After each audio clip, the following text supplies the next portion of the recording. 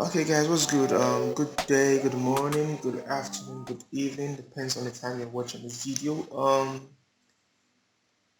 It's Vesh, of course. Yes, it's Vesh. Please, if you're new here, peradventure you stumbled upon part two first, please just try and go back and watch part one. Because it's a series.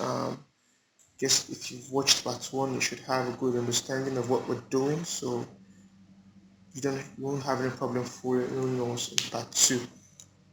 Please subscribe also, leave a comment, like, follow me on all my other social media pages, Instagram, Twitter, Facebook.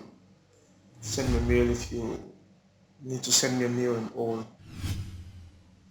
And so this is part two. We'll be doing three things here. First of all, we'll be learning how to tune our percussions and all. Secondly, I'm going to be creating simple but interesting percussion grooves and rhythms, and then lastly we're going to be using the swing parameter, or we're going to be talking about the swing parameter, what it does to your whole rhythm and groove, and just to spice things up and all. So let's get into it.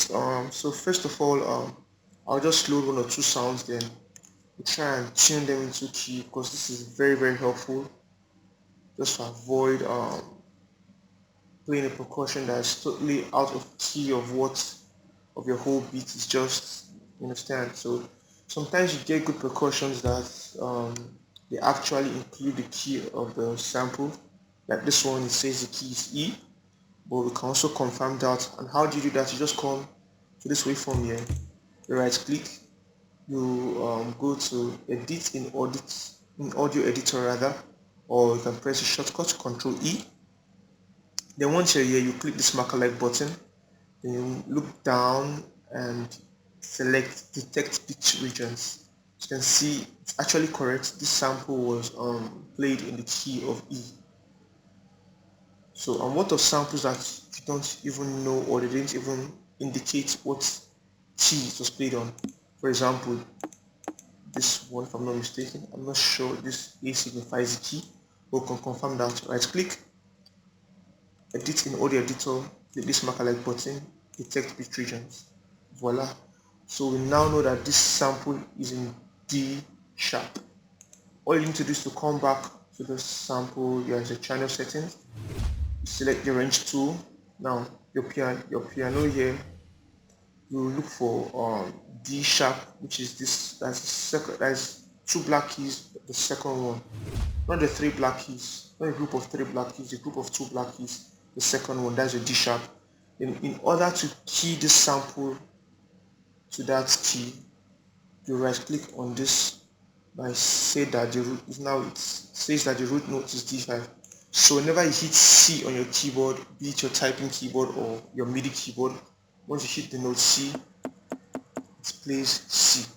Unlike before, it was going to play D sharp if you hit the C, because this sample is already in D sharp. It's more like transposing, it has already been transposed to D sharp rather.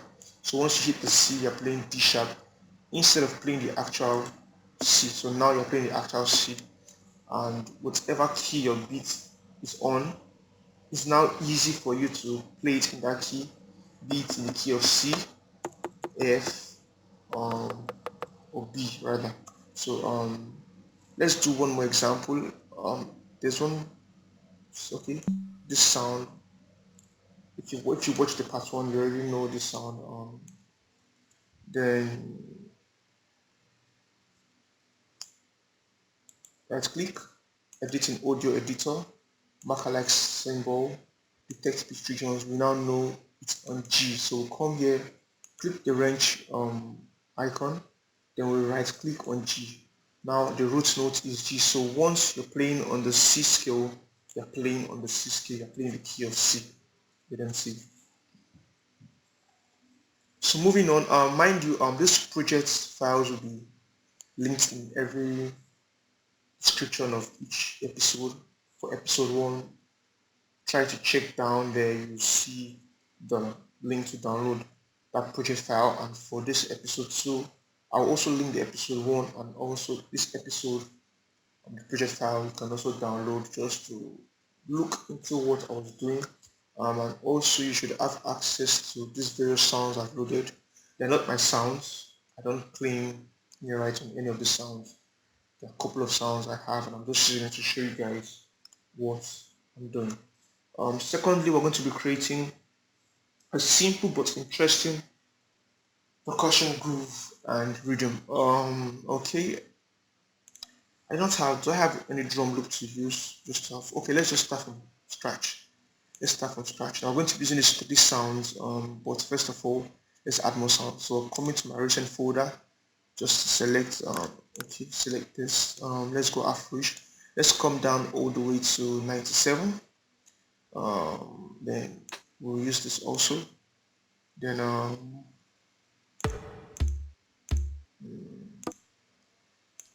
famous shaker look, we're gonna use that also. Then okay, this is from Echo the Guru, one of my Oga and then yes, one of my Oga and then. So let's just try and work with this. Okay, of course, snare and kick, snare and kick, snare and kick. Okay, I'll get another kick. Let's just get the snare. Okay, then the kick. Use this. Now let's start with a ring. So let's say we have something like this.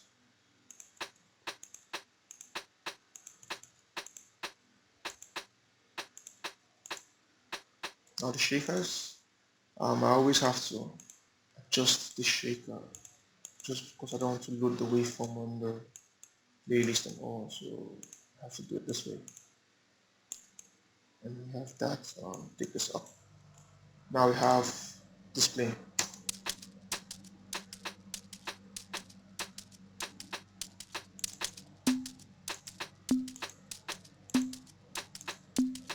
Mind you, we've keyed this, so what you are hearing now is C. It's a C.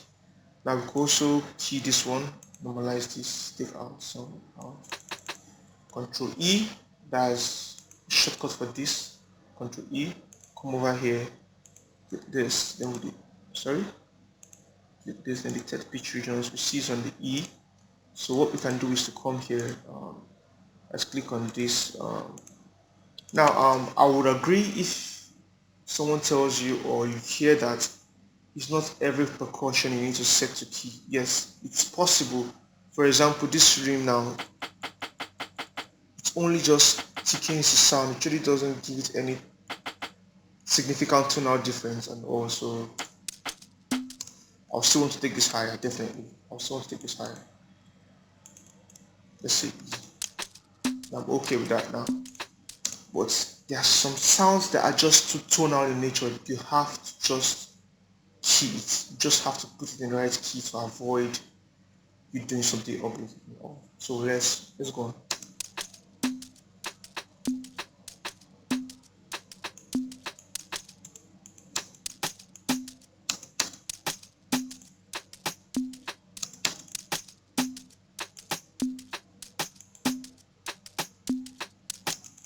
Let's quickly add the kick.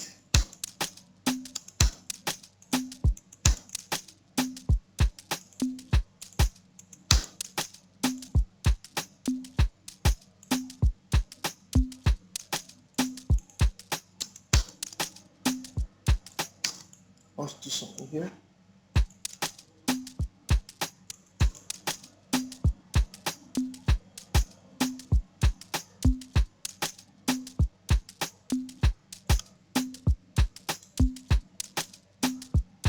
Now this sound, I'm gonna take it to, let's assume I'm making a beat in the key of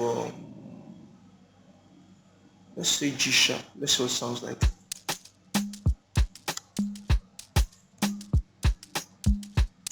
Okay, this is okay without keying. This is okay.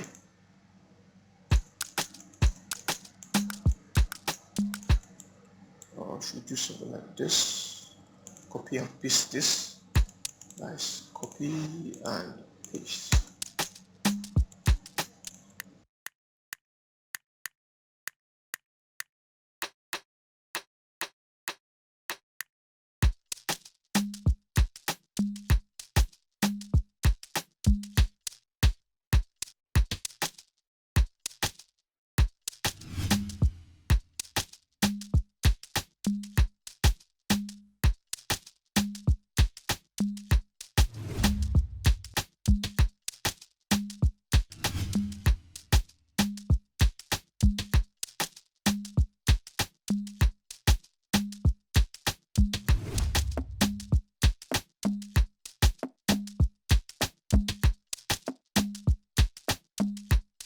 That was me just recording, typing my system keyboard and just recording that. So sorry, let me show what I did. First of all, I quantized by pressing alternate Q, then enter, then I put all this to equal length by pressing shift D, and I have that. Then I just highlight everything, then holding alternate I drag this back so that it will appear on the step sequencer like this.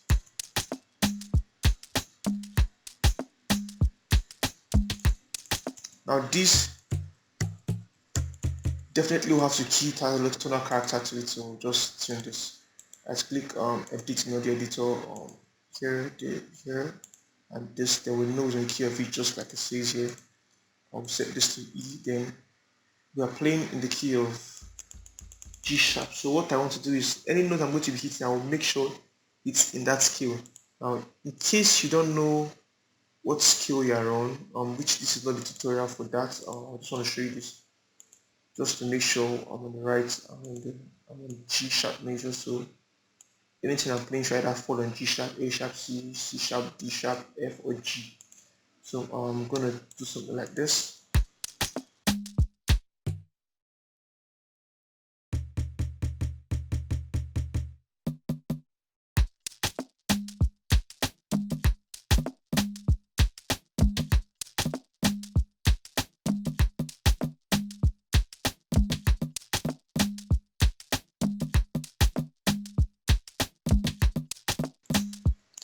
Alternate Q to quantize, accept, control right click to zoom to fit, then shift D to equal the length of all the notes I played, then zoom in, hold alternate, then click and drag back.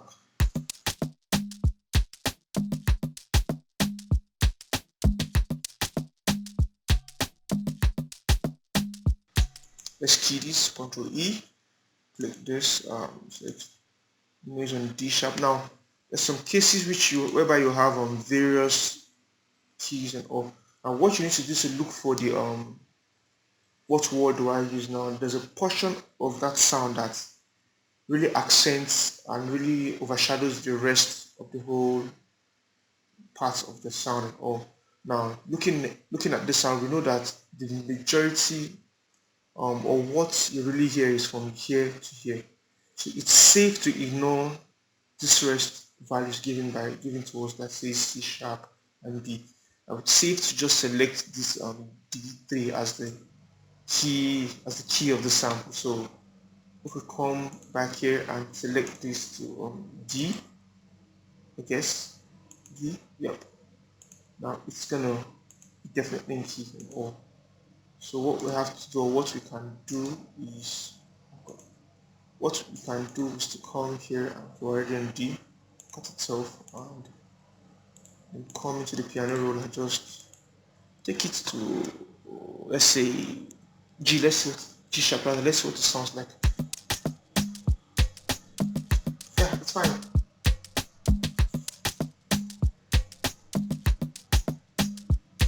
I mean, yeah, good. So we've learned how to tune percussions. We've created a simple but interesting, definitely interesting groove and rhythm with percussions and just two snares and a kick. Then let's talk about swing. Now swing, yeah, it adds flavor, it adds spice, it adds sprinkles to your rhythm or groove. So most times before I even start a drum loop or a percussion loop, I definitely swing, and I think my swing is around, let's say, 25 to 35%. So around something like this, just somewhere around there. It always varies. It always varies. It depends on the move or the feel I'm going for. Now, if I press, I'm going to do before and after. So let me just take this down so that I can control Z that. So I'm going to play this like this. I'm going to play it with the swing on.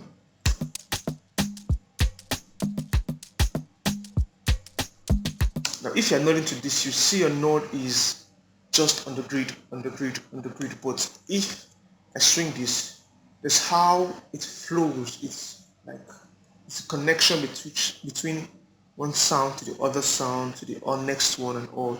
So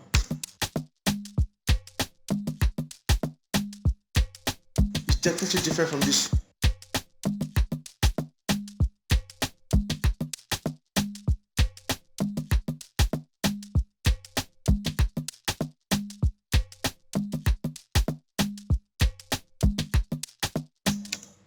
I'm sure you can hear the difference.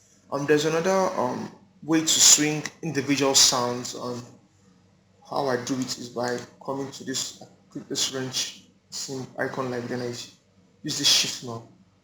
Now what it does is just shifts the sound, and it shifts that sound or the notes played in that sound a little bit forward. That's just the idea behind the shift and all. So if I take the shift up, you're going to hear this. It's not going to play on the grid again.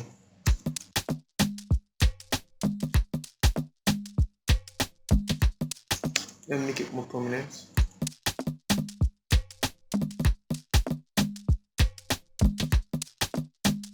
Can you, it has that grindy like feel, like like a flam like effect and all. So just drop that back. I only do this when it's necessary. Probably I layered two sounds and I just want the two of them to be present in the whole mix and all. I just take one of the sound and I increase the shift so that they don't play at the same time. It's just like a little, probably milliseconds in between the two of them when they play and all.